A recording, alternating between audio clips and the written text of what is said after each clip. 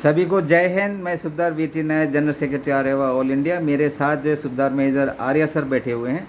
आज मुझे मौका मिला उनके घर में आने का, बातचीत करने का। मैं जब जा रहे थे हरिद्वार में स्नान करके वापस आया हूँ। एक वीडियो में डीजीआर के जो विज़िट के बारे में ऑलरेडी उनका ले चुका हूँ। अभी जो है सुबेदार मेजर देखिए, मैंने जो है एक वीडियो में बताया था सुबेदार मेजर जो यूनिट का काफ़ी इंपॉर्टेंट आदमी होता है। और सीआर आर्या सर के जो बातचीत मेरा हुआ है उससे पता चला कि इन्होंने भी एक बहुत ही इम्पोर्टेंट, एक बहुत ही अच्छा सा एक यूनिट को कमांड किया था एज ए सुबेदार मेजर। आप उनके ही मुंह से सुनिए सुबेदार मेजर रहते हुए क्या क्या परेशानियों का उनका सामना करना पड़ा और उन्होंने अपने वेलफेयर ओरिएंटेड कैसे अपने जो सिस्टम को उस यूनिट में इम्प्लीमेंट किए। आप over to Subedar major CR Arya sir. जब मैंने असम टेक ओवर किया, असम बनने के बाद एक हफ्ते के अंदर बीएचएम मेरे पास आया, पटन का बीएचएम मेरे पास आया और मुझसे कहा, अच्छा यूनिट जो है 39 असम राइफल, 39 असम राइफल। तो बोला साहब जवानों का जो है, जवानों को बहुत परेशानी हो रही है, रोज़ की रोज़ ड्यूटी है, जवानों को नाइट ड्यूटी रोज़ देनी पड़ती है, एक दिन भी उनको पूरी रात सोने को नहीं मिलता है, रोज़ ड्यूटी होती है। मैंने बोला क्यों बीएचएम, हमारे पास में तो इतने बंदे हैं यहाँ पे और तुम्हारे ड्यूटी में कितने लगते हैं एक पर नाइट जो है? हाँ 100-125 आदमी लगते होंगे पर साहब। हाँ साहब लगते हैं इतने। मैं तो नफरी तो इतनी है हमारे बटालियन की यहाँ पे। ठीक है, कंपनियाँ जो हैं, कंपनियों में मतलब जवान इतने हैं और बटालियन में जवान इतने हैं। क्यों ड्यूटी कम हो रही है? इतने जवान तो हैं अब तुम्हारे पास में। हाँ कम से कम 400 जवान तुम्हारे पास में हैं अभी, तुम क्यों ऐसा बोल रहे हो? तब बीएचएम ने कहा साहब ये लिस्ट है साहब, ये देख लीजिए। मैंने जब ड्यूटी के लिए जवानों का लिस्ट चेक किया तो उसमें 400 जवानों में से सिर्फ 115-20 आदमी ऐसे हैं जिनकी ड्यूटी होती है, बाकी सब माफ़। मैं बोला इनको क्या हो गया? बोला साहब ये कोई जेसीओ में इसमें, कोई अफसर में इसमें, कोई फलाने अफसर के घर में है, कोई फलाने अफसर के घर में है, कोई जेसीओ के घर में है, और कोई जो है बेकरी में है, कोई सीएचडी में है, कोई नॉन सीएचडी में है, और कोई कहीं 50 चीज़ें। तो सर उसमें से मैंने एक बंदे को, मैं बोला सिर्फ सीओ साहब के घर में 2 बंदे, इनकी ड्यूटी नहीं लगेगी। 2IC साहब के घर में 1 बंदा है, उसकी ड्यूटी ये नहीं लगेगी। मैंने शॉर्ट में जो है ये आपने ये क्या कर दिया कि जो ये सीओ के घर में या क्लब में जो ड्यूटी माफ कर रखा था उन सभी को जो है कुछ बंदे को छोड़ के आपने ड्यूटी लगाना शुरू कर दिया और जवानों को 2-3 रात सोना मिलने लगा। Yes okay. मैं ये कह रहा था, देखिए कुछ दिन पहले मैंने सुबेदार मेजर के बारे में एक वीडियो निकाला था, क्योंकि सुबेदार मेजर ही कई जो है मुझे कांटेक्ट करते थे, सर ये परेशानी है आप ये वीडियो निकालिए। तो मैं उस सुबेदार मेजर को बोलता था पहले नंबर तो आपकी गलती है, आपको पता नहीं है सुबेदार मेजर का पावर क्या होता है। सीओ को भी आप डांट सकते हैं if he is doing wrong, तो वो उनको बताया था। फिर मैंने वीडियो निकाल के कई सारे जो दुष्प्रचार हो रहे थे, गलत काम हो रहा था यूनिटों का, वो बंद किया गया। और जहाँ तक अभी आर्य साहब ने कहा कि सुबेदार मेजर के यूनिट के जो बीएचएम को परेशानी होती है क्योंकि कई सारे लोग गलत जगह पर अटैचमेंट कर रखे हैं। और मैंने भी एक वीडियो निकाला था, किसी यूनिट ने मुझे बताया था 4 पुस्त तक देखिए अभी का डीजी जो है सीओ कमांडेंट है उनके घर पर आदमी थे, उनसे पहले का आदमी एक जो ब्रिगेडियर बना है उनके घर पर भी आसाम राइफल के लोग बैठे हुए हैं, वो सर्वेंट की तरह काम कर रहे हैं। मैं डीजी साहब से रिक्वेस्ट करूंगा सर, आप जो है, आपको मैं रिक्वेस्ट करता हूं कि यूनिटों में, क्योंकि यू आर द किंग, आप जो है आसाम राइफल के हेड हैं, अभी ऐसे जो है कार्य नहीं होना चाहिए। मैंने आपको एक वीडियो में बताया भी था, अगर सही मामले में जो करीब 1 बटालियन की नफरी जो है यूनिटों के पास आ जाएगा पूरे आसाम राइफल में, दूसरे लोग जो ओवर ड्यूटी कर रहे हैं उनका काम हल्का हो जाएगा।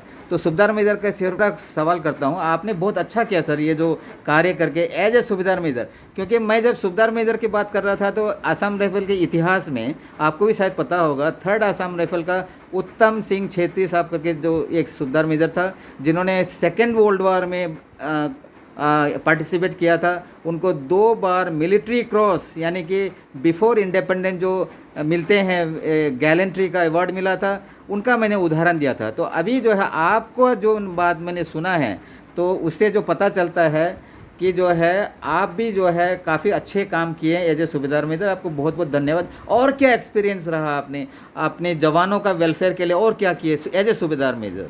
साहब मतलब मैं एक छोटा सा वाकया बताता हूँ आपको। जब मैं नया नया सूबेदार मेजर बना था, जी जी हाँ, तो एक कुक था हमारे बटालियन का जी, कुक, वो 4 सीट में खड़ा था। Okay good. तो मैं पोस्ट विजिट के लिए गया था। पोस्ट विजिट के लिए मेरे जगह में जो सीनियर जेसीओ था, वो असम की जगह 4 सीट करने के लिए असम एडजुटेंट और बीएचएम ये सभी का रोल होता है जब जवान को मार्चअप किया जाता Yes, है। yes, हाँ। तो मेरी जगह में सीनियर जेसीओ खड़ा था वहाँ Okay, पे। good। जब मैं पोस्ट से डाउन हुआ, पोस्ट से आया, तो उसने मेरे को देखा, वो फट हट गया वहाँ से। असम साहब आ गए हैं, साहब आइए। भाई क्या हो रहा है ये? बोला साहब ये कुक है जो ये 15 दिन लेट है छुट्टी से और इसको मार्चअप हो रहा है। अच्छा। भाई मैं गया उसके पास, क्या हुआ? तो उसने पूरी कहानी बताई मेरे को, अपनी प्रॉब्लम बताई। और प्रॉब्लम बताने के बाद जो है, उस कुक की सर्विस 17 साल सर्विस थी साहब। 17 साल की सर्विस में उसकी कोई ब्लैक एंट्री नहीं, कोई रेडिंग एंट्री नहीं। उसका बहुत अच्छा रिकॉर्ड, बहुत बढ़िया ड्यूटी करता था। और वो मार्चअप हो रहा है, वहाँ बिगुलर तैयार हो रखा है मार्चअप के लिए। एडजुटेंट साहब, बीएचएम, जीए और मेरी जगह पर सब तैयार हो रखे हैं। जब मैं अंदर गया, सीओ साहब के पास गया, मैं बोला रोकिए थोड़ा देर। अंदर गया, सीओ साहब से मैंने बात करी, साहब ये कुक की सर्विस 17 साल है, आज तक इसको कभी सजा नहीं मिली, लेकिन जो ये आज लेट हुआ है और ये कुछ कारण है, इस वजह से लेट हुआ है, आप इसको मार्चअप क्यों करा रहे हो? तो सीओ साहब ने बोला, साहब मुझे तो पता ही नहीं है इसके बारे में। अच्छा। तो उसी समय एडजुटेंट साहब को अंदर बुलाया। एडजुटेंट साहब को ठीक से डांटा उन्होंने। बोला तुमने बिना इंक्वायरी के उसको मार्चअप करा रहा है। 4 सीट फाड़ करके रद्दी की टोकरी में डाली साहब, और जवान को बोला ठीक है हटाओ इसको यहाँ से, कोई बात नहीं, माफ। तो साहब ये चीज़ है पूरी पलटन में हाईलाइट होगी, सब लोग समझने लगे कि देखिए कितना मतलब बढ़िया गाइडलाइन जो है सीओ को दे रहे हैं। तो ऐसी चीज़ें होनी चाहिए साहब। 4 सीट कराना कोई मतलब बहादुरी का काम नहीं, बहादुरी का काम नहीं। थैंक यू वेरी मच साहब, जो आपने बहुत ही। बहादुरी का क्या है इसका अर्थ देखिए, एक सूबेदार मेजर जो है कि इंटेलेक्चुअल होना चाहिए। साहब के बारे में मैं बताऊं, जब ये भर्ती हुआ था 1978 में, he was the only graduate जब भर्ती हो रहा था, जबकि उस समय मैं भी था फौज में, मैं साहब से थोड़ा और सीनियर हूँ।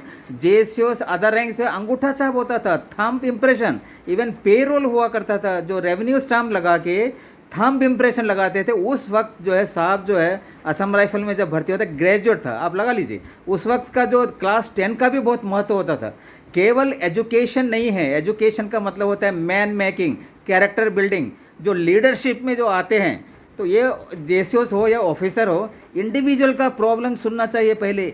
4 सीट करते हुए जो फर्स्ट ऑफेंस, कोई बड़ा ऑफेंस नहीं किया इन्होंने। इस प्रकार के ये जो मैसेज जो जा रहा है इस वीडियो से, जितने असम राइफल्स हैं, देखिए जो सूबेदार मेजर है, यूनिट, सेक्टर हेडक्वार्टर, आईजीआर, उनका आंख खुलना चाहिए। They should properly guide the officer. Commandant officer को प्रॉपरली गाइड करना चाहिए। यह नहीं होना चाहिए कि जवानों को गलत तरीके से पनिशमेंट हो। और समय जो है कुछ और एसएम साहब से बात करूंगा मैं। अच्छा सर, आपने जो बहुत ही बढ़िया काम किया, एक जवान का जो 4 सीट हो रहा था, छुट्टी में जाते समय कई सारे प्रॉब्लम हो जाते हैं जवानों का, वह कोई that is not the reason to march up an individual to the CO's office under charge seat. So आप इसके अलावा आपने क्या किया, जो कि बहुत इंपॉर्टेंट जो काम है वो बताइए, क्योंकि 8 मिनट हो चुका है। साहब इसमें काम तो बहुत सारे हैं साहब। अगर मैं पूरे काम गिनाने लगूं तो बहुत सारे मतलब वो काम हैं, ऐसे काम हैं जिसमें पलटन में मतलब साहब पलटन में एक छोटा सा काम वर्किंग करते हैं जवान। वर्किंग करने का भी एक ढंग होता है। ऑपरेशन में जाते हैं उसका एक अलग ढंग होता है। कोर्सेज में, आर्मी कोर्सेज में जाते हैं उनका ढंग होता है। जो भी वो चाहे खाना पीना खा रहे हों, चाहे पलटन में सिक्योरिटी ले लीजिए आप, तमाम चीज़ें फैमिली लाइन में वहाँ। Okay sir, thank you. मैं आपको काटता हूँ क्योंकि समय हो चुका है। बहुत बहुत धन्यवाद सर, आपका जो आपने वीडियो में बताया, जो असम राइफल के प्रेजेंट जो यूनिट के सूबेदार मेजर को एक गाइड मिला होगा मेरे तरफ से, आपको बहुत बहुत धन्यवाद। जो सुन रहे हैं, स्पेशली जो है यूनिट के असम राइफल्स के जो सूबेदार मेजर साहब जो सुन रहे हैं, वो जो करेक्ट लीडरशिप उन्होंने दिखाना है, मैनेजमेंट कैसा होता है, मैन मैनेजमेंट, और इंडिविजुअल के साथ कैसे डील किया जाता है। असम राइफल जैसे आप सभी को पता है, फील्ड एरिया में उनका ऐसे ही माइंड जो है टेंशन में है। अगर किसी का कोई प्रॉब्लम होता है तो सूबेदार मेजर उनको अपना दफ्तर में बुला के उनसे पूछताछ करना चाहिए, या कि ये भी एक लगाना चाहिए बिफोर किसी को भी अगर कोई चार्जशीट करता है सबसे पहले उसको जेज कहाँ ले जाना चाहिए, सुबदार मेजर के पास। सुबदार मेजर जो है करेक्ट गाइड करना चाहिए। मैं यहीं पर समाप्त करता हूँ। अपने जो सुबदार मेजर मेरे साथ है CR आर्य सर, पुराने एक्स सुबदार मेजर। मुझे पूरी आशा है सर जो है आरेवा जो हमारे एसोसिएशन है वहाँ भी एक काफ़ी अच्छा जो है भूमिका निभाएंगे। और हम सुकना में मिलेंगे सर नवंबर 10 को। Thank you very much. Thank you sir. Goodbye sir. और सभी को जो है जय हिंद।